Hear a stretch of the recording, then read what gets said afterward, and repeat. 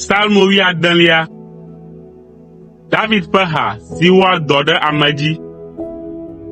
O Mawu, na menɔ dedie, elabena wò mee mebe ɖo.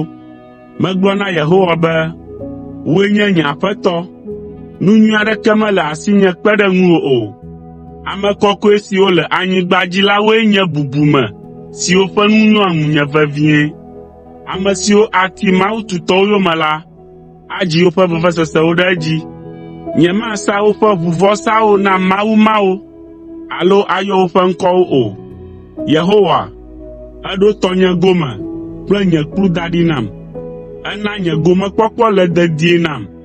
Liƒo ƒe dzidzeka la dze teƒe nyuiwo nam. Le nyateƒe me la, domenyinu si do dzidzɔ nam la su asinye.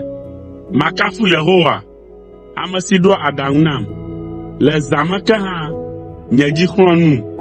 Metsɔ Yehowa ɖo ŋkunye me ɖaa, elabena ele nye nuɖusime, eya ta nyemavɔ̃ o.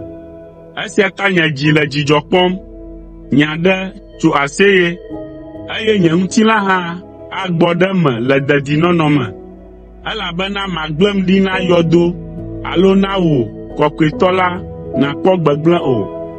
Ena menya agbemɔ la, atsɔ dzidzɔkpɔkpɔ ayɔ menye le ŋkuwò me, eye matsɔ vivisese si mevɔna o la anɔ wò nuɖusime tegbee.